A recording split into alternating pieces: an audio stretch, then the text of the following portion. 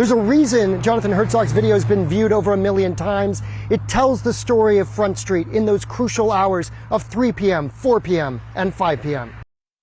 Jonathan Herzog's day didn't just end with roadblocks, but it began with them during his AM commute from Kihei. And then as I got into Lahaina, they were redirecting us all around through these back streets, and branches were coming down. On his way to Kaanapali, Herzog started filming as he entered town, sensing unusual conditions. The winds were the worst winds I've ever been in my life. When he was later heading home through Lahaina town just before 3 p.m., he hit this roadblock on the southbound highway at Kapunakea before the Cannery Mall. Herzog backtracked to where Front Street meets the highway. Traffic moved well enough at that time to rejoin the highway near Lahaina Luna here at 3:02 p.m. But then, Herzog says, traffic snarled with downed trees and crews working to the south. Then I ended up turning around and trying to go north again, thinking, well, at least I'll get out of Lahaina. But to the north, the gridlock was worse, he says, so he detoured over on Baker and then south again on Waine'e. At 3:19, his camera shows a police vehicle blocking access to the highway at Papalaua. But nothing had eased up, so without GPS, he heads north to look for an open route.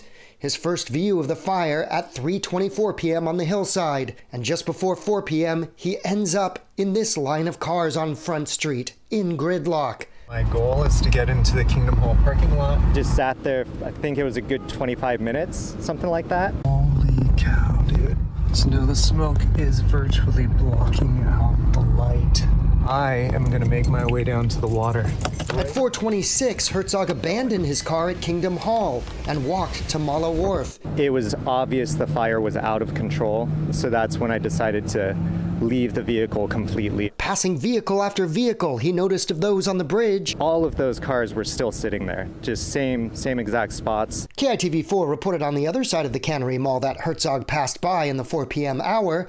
The highway was completely shut down for 2.5 hours at Keawe Street until at least 5:24 p.m. Traffic routed towards Front Street.